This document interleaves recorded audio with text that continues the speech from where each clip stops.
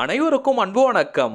நான் உங்கள் Karthik. Welcome to mind soldier YouTube channel. நம்ம யூடியூப் சேனல்ல மனதை பயன்படுத்தி நம்முடைய இலக்குகளை துல்லியமாகவும் விரைவாகவும் எப்படி அடைவதுன்னு பார்த்துட்டு இருக்கோம். அந்த வகையில இன்னைக்கு நம்ம பார்க்க போறது நினைத்த நபரை உடனே வசியம் செய்ய 3 ஏலக்காய்கள் போதும். ரொம்பவுமே சுலபமான ஒரு மெத்தட்.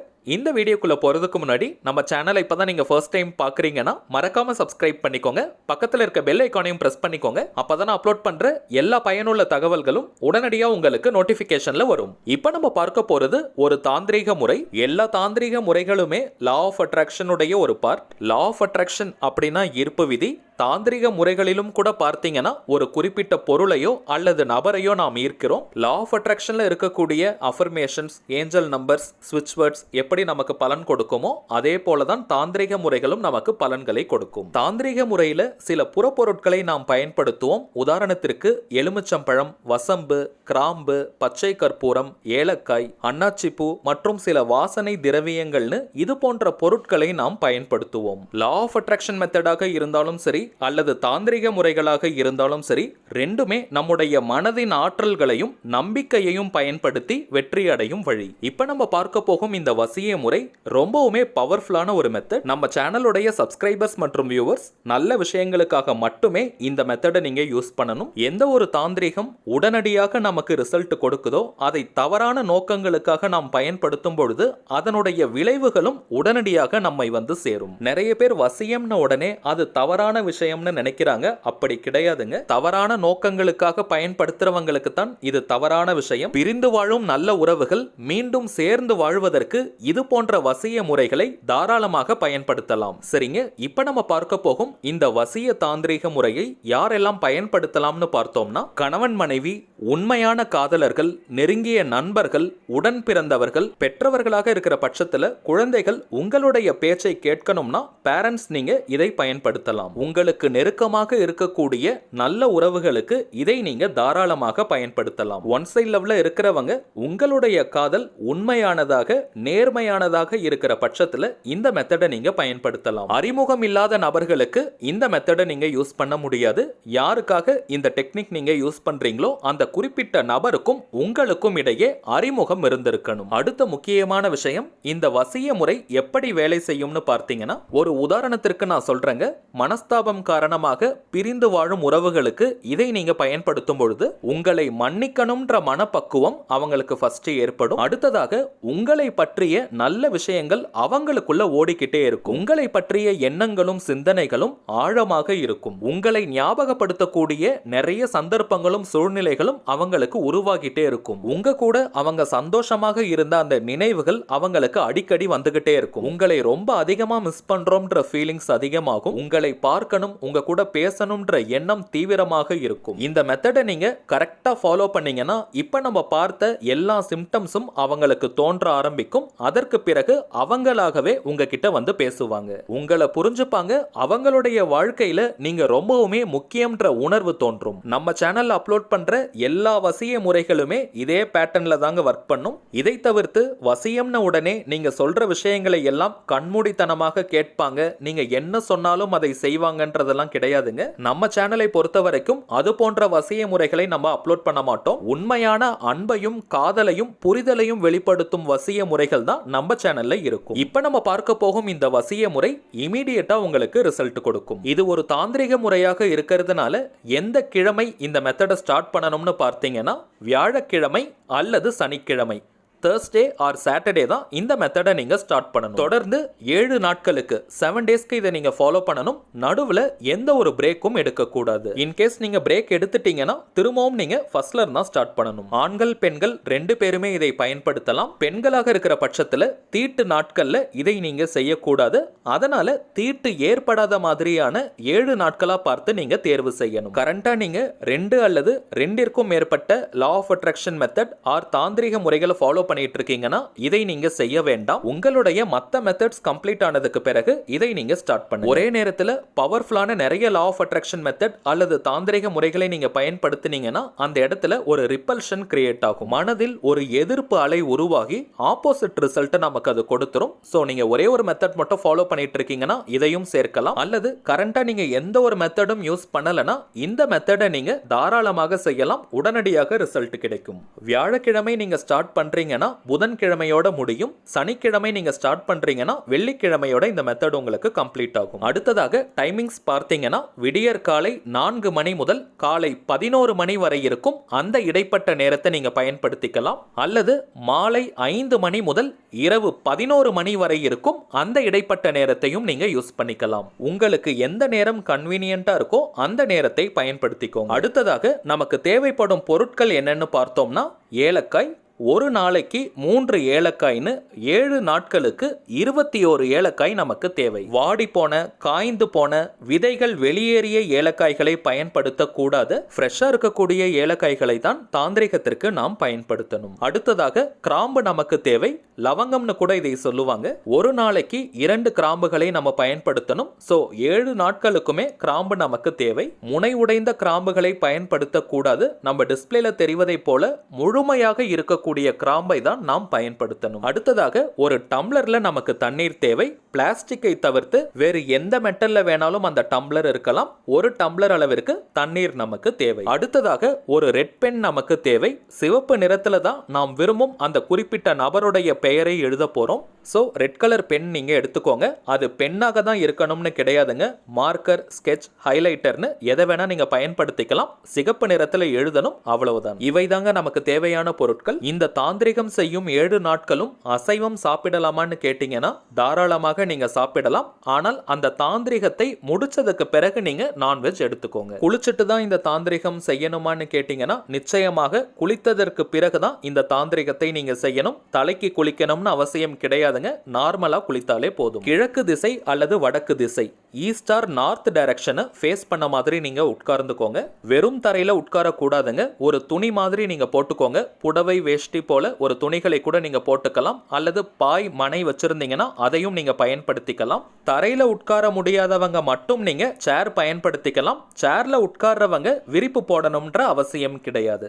இந்த தாந்திரிகம் செய்யும் நேரத்துல உங்களை யாரும் டிஸ்டர்ப் பண்ணாத மாதிரி பார்த்துக்கோங்க. பூஜை அறையில தான் உட்காரணும்னு கிடையாதுங்க. நீங்க எந்த அறையில உட்கார்ந்து வேணாலும் இந்த தாந்திரிகத்தை செய்யலாம். ஆண்கள், பெண்கள் யாராக இருந்தாலுமே உங்களுடைய இடது கையில லெஃப்ட் ஹேண்ட்ல நீங்க விரும்பும் அந்த நபருடைய பெயரை எழுதிக்கோங்க. யாரை வசியம் செய்யணும்னு நினைக்கிறீங்களோ அவங்களுடைய பெயரை நீங்க உள்ளங்கையில எழுதிக்கணும். ரொம்பவும் பெரிய பெயராக இருந்துச்சுன்னா நீங்க 2 லைனா கூட எழுதிக்கலாம். உங்களுடைய பெயரை நீங்க எழுதக்கூடாதுங்க.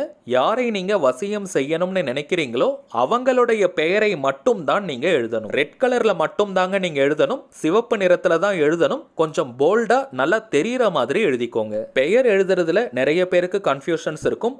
எந்த பெயரை எழுதணும்னு பார்த்தீங்கன்னா நீங்க யாரை வசியம் செய்யணும்னு நினைக்கிறீங்களோ அந்த குறிப்பிட்ட நபரை அதிகபட்சமாக என்ன நேம் சொல்லி கூப்பிடுவாங்களோ அந்த பெயரை மட்டும் தான் நீங்க யூஸ் பண்ணணும். அவங்க ஸ்கூல்ல, காலேஜ்ல அல்லது ஒர்க் பண்ற இடத்துல என்ன நேம் சொல்லி கூப்பிடுவாங்களோ அதை தான் நீங்க பயன்படுத்தணும். நீங்க கூப்பிடுற ஷார்ட் நேம் அல்லது பெட் நேம்லாம் யூஸ் பண்ண கூடாது. நீங்க உட்கார்றதுக்கு முன்னாடி ஒரு கிளாஸ் ஆஃப் வாட்டரை டம்ளர்ல தண்ணீர் எடுத்து உங்க முன்னாடி வச்சுக்கோங்க. இன்கேஸ் நீங்க சேர்ல உட்கார்றீங்கன்னா உங்க முன்னாடி ஏதாவது டேபிள் இருந்துச்சுன்னா கிளாஸ் ஆஃப் வாட்டரை அங்க நீங்க வச்சிருங்க. அப்படி இல்லைன்னா நீங்க தரையில கூட அந்த தண்ணீரை வச்சுக்கலாம். சரிங்க, இப்ப நீங்க உங்களுடைய இடது உள்ளங்கையில அந்த குறிப்பிட்ட நபருடைய பெயரை எழுதினதுக்கு பிறகு 3 ஏலக்காய்களை எடுத்து அந்த பெயருக்கு மேல வச்சுட்டு உங்களுடைய உள்ளங்கையை இறுக்கமா நீங்க மூடிக்கோங்க. இடது உள்ளங்கையில 3 ஏலக்காய்கள் இருக்கு. அதை நீங்க இறுக்கமாக மூடிக்கோங்க. அதற்கு பிறகு நம்ம டிஸ்பிளேல தெரியக்கூடிய இந்த மந்திரத்தை 108 முறை நீங்க சொல்லணும். 108 முறை எண்ணிக்கை ரொம்பவுமே முக்கியம். சோ எண்ணிக்கைக்காக நீங்க உடைத்த கடலை, டைமண்ட் கல்கண்டு, வெள்ளை மூக்கடலை போன்ற பொருட்களை பயன்படுத்திக்கலாம். ஆல்ரெடி 108 எண்ணிக்கையில இந்த பொருட்களை எடுத்து வச்சுக்கோங்க. ஒவ்வொரு முறையும் மந்திரம் சொல்லி முடிக்கும் பொழுது நீங்க கரெக்டா போட்டுட்டே வந்தீங்கன்னா 108 முறை எண்ணிக்கை சரியாக வரும். மந்திரம் இப்ப நான் உங்களுக்கு சொல்றேன் பாருங்க. ஓம் நமோ பகவதே. அவங்களுடைய பெயரை இந்த இடத்துல நீங்க சொல்லணும்.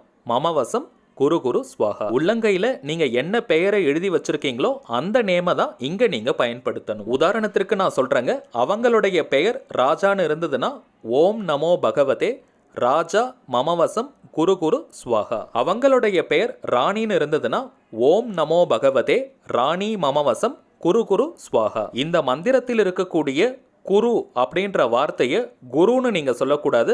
குரு கிடையாதுங்க, அது குரு. சோ குரு குரு ஸ்வாகான் தான் நீங்க சொல்லணும். அவ்வளவுதாங்க, மிகவும் எளிமையான மந்திரம். ஒரு முக்கியமான விஷயத்தை கொஞ்சம் முன்னாடி சொல்றதுக்கு நான் மறந்துட்டேன். இந்த மந்திரத்தை நீங்க சொல்றதுக்கு முன்னாடி 2 கிராம்புகளை எடுத்து உங்களுடைய வாயின் வலது பக்கத்துல நீங்க வச்சுக்கணும். வாய்க்குள்ள வலது பக்கமா அந்த 2 கிராம்புகளையும் நீங்க ஒதுக்கி வச்சிருங்க. மந்திரம் சொல்லும் பொழுது அந்த 2 கிராம்புகளும் உங்களுடைய வாயின் வலது பக்கத்துல இருக்கணும். அதை நீங்க கடிச்சிடக்கூடாது.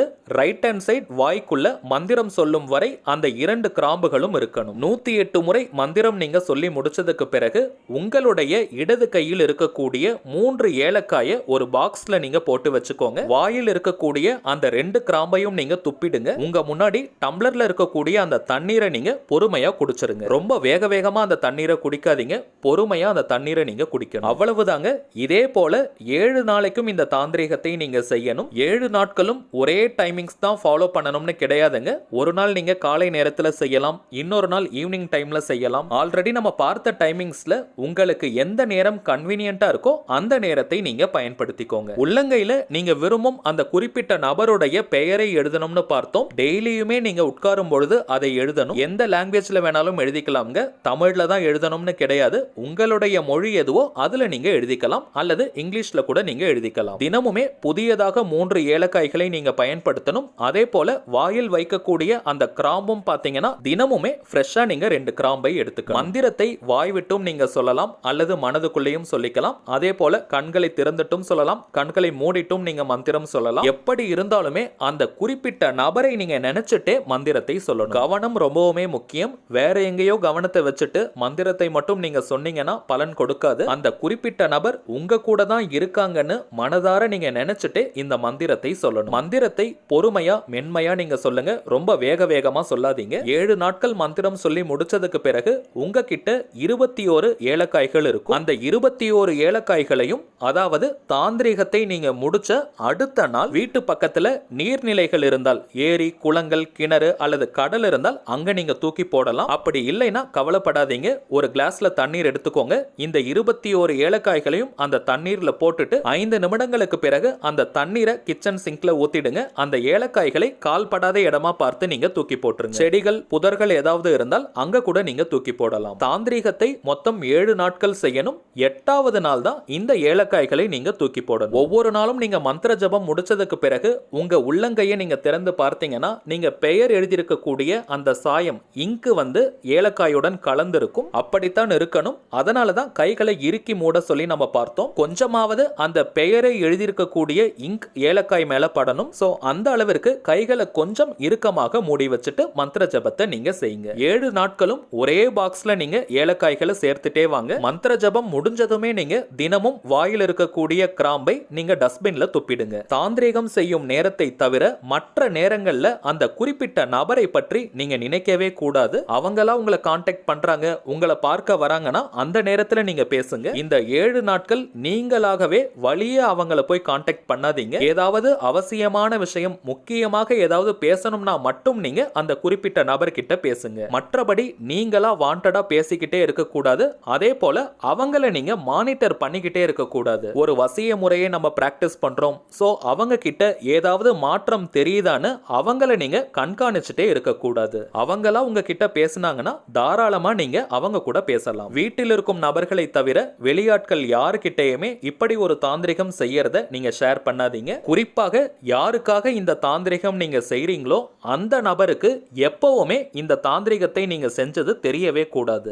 7 நாட்களுக்குள்ள நீங்கள் விரும்புவதை போல அந்த குறிப்பிட்ட நபர் நடந்துகிட்டாலும் கூட நீங்க நடுவுல டிராப் பண்ணக்கூடாது. 7 டேஸ்க்கும் இந்த தாந்திரிகத்தை நீங்க கம்ப்ளீட் பண்ணணும். இப்ப நம்ம பார்த்த இந்த விஷயங்களை நீங்க கரெக்டா ஃபாலோ பண்ணால் மட்டும்தான் உங்களுக்கு ரிசல்ட் கிடைக்கும். தாந்திரிகம் செய்யும் நேரத்தை தவிர்த்து மற்ற நேரங்களிலும் கூட அவங்கள பத்தியே நீங்க நினைச்சிட்டே இருந்தீங்கன்னா இதற்கான ரிசல்ட் கிடைக்கிறதுல காலதாமதம் ஏற்படும். சரிங்க, அவ்வளவுதான் இந்த பதிவு. தேவைப்படுறவங்க இப்ப நம்ம பார்த்தது போல கரெக்டா நீங்க ஃபாலோ ஃபாலோ பண்ணுங்க. 100% வெற்றி நிச்சயம். மேலும் இந்த வீடியோ உங்களுக்கு பிடிச்சிருந்தா மறக்காம லைக் பண்ணுங்க. நம்ம சேனலையும் சப்ஸ்கிரைப் பண்ணிக்கோங்க. தேவைப்பட்டுச்சுன்னா உங்க ஃப்ரெண்ட்ஸ் அண்ட் ஃபேமிலிக்கு இந்த வீடியோவை ஷேர் பண்ணுங்க. அடுத்ததா இன்னொரு முக்கியமான தலைப்போட நான் உங்களை சந்திக்கிறேன். என்றும் அன்புடன் கார்த்திக். நன்றி.